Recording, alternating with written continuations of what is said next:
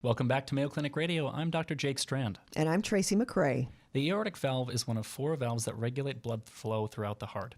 These valves keep blood flowing in the correct direction through the heart. The aortic valve separates the heart's main pumping chambers, the left ventricle, from the main artery that supplies oxygen-rich blood to your body, the aorta. When the aortic valve isn't working properly, it can interfere with blood flow as well as force the heart to work harder to supply the necessary blood to the rest of your body. In these cases, aortic valve repair or aortic valve replacement procedures might be needed to fix the problem. Here to discuss is the former chair of cardiovascular medicine and the director of the catheter lab at Mayo Clinic, Dr. Charanjit Rihal. Welcome back to the program, Dr. Rihal. It's great to see you again. Thank you very much for having me back. Great to be here. So explain to us how big of a problem is this? How many patients do you see with this? You know, it really is an important and large problem because blockage of the aortic valve, or aortic stenosis in medical parlance, is the most common valvular heart disease, particularly in older folks. And all of us are getting older. None of us are getting any younger, right? So as it just happened to me. Yeah. Just a few minutes ago. as we hit our 60s, 70s, and 80s, the chances of getting calcium buildup in the aortic valve go up. And it's very common, actually. So we see a lot of patients here in our valve clinic, and we've treated a lot of patients with aortic stenosis.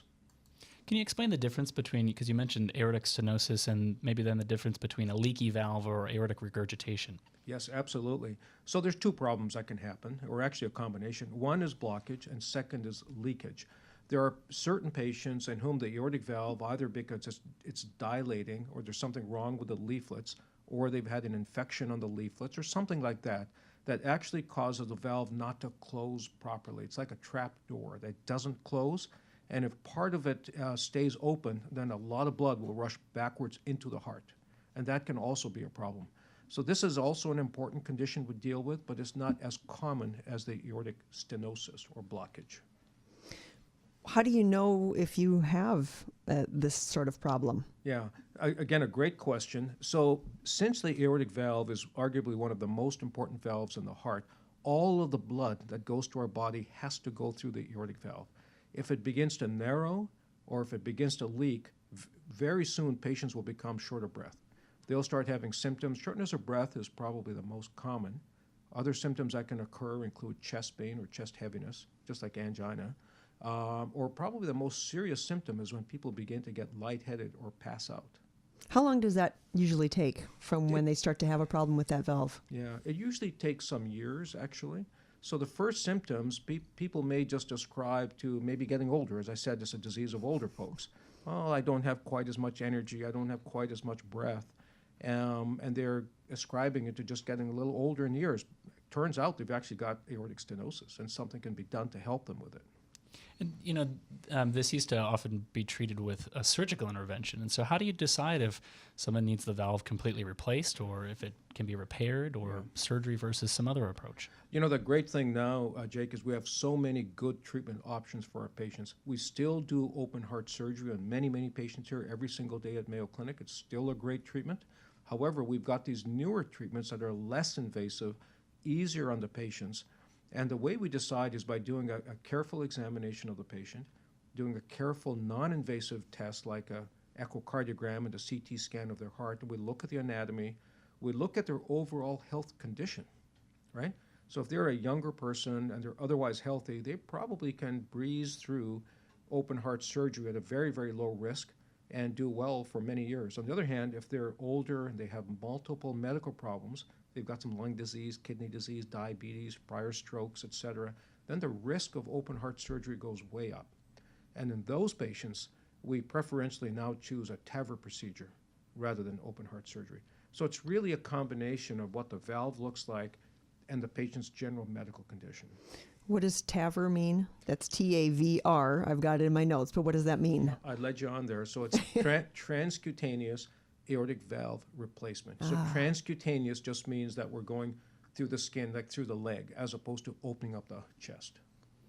And so can you explain a little bit how that actually takes place? That seems wild to think about a surgery being condensed into something that you can just do through the leg. Yeah, it really is. It's for those of us that have been working in valve disease for 10, 20 years, it's nothing short of a miracle, I got to tell you.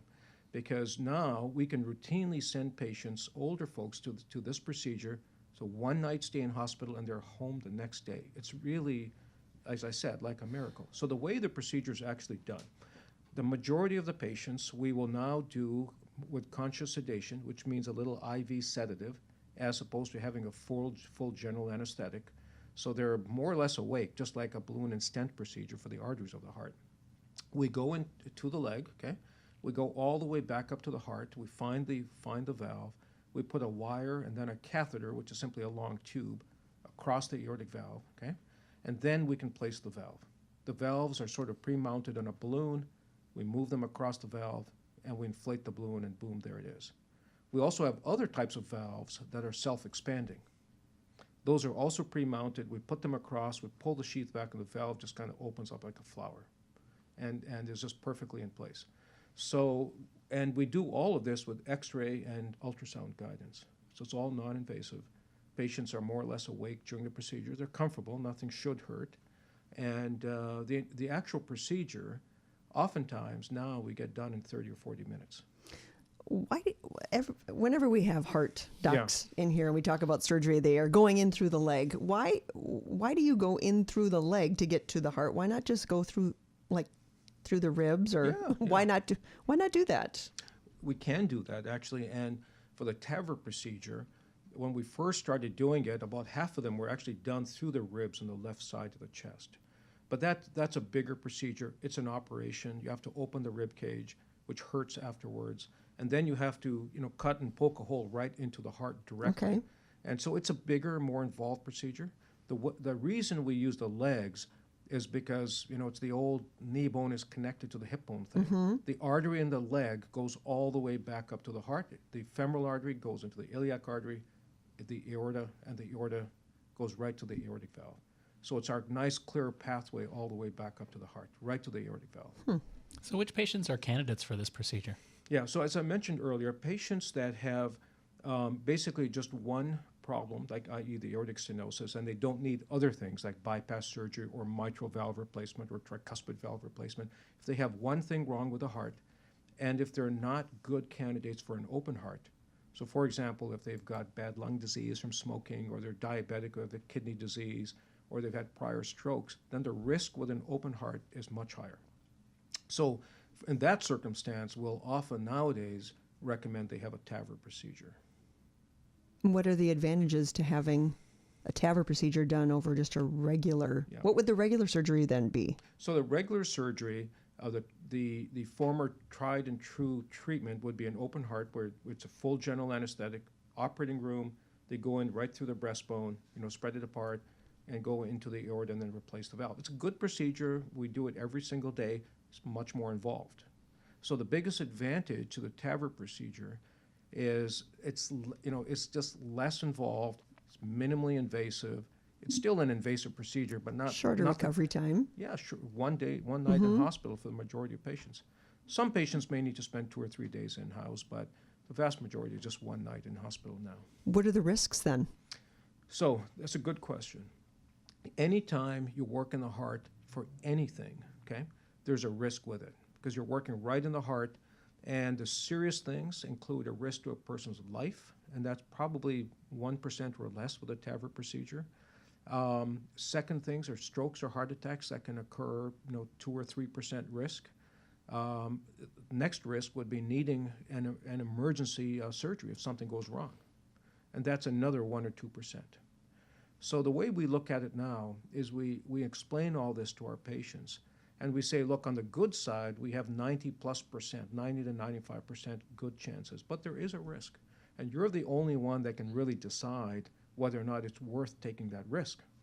Because if we don't do anything, then there's a risk with that too, right? So it's a matter of balancing these things, and patients need to, and their families need to be very comfortable that they're making the right decision. Almost always things go well, but every now and then something happens. Yeah, and having seen many of these patients in the hospital or out of the hospital, again, it can be really life-changing.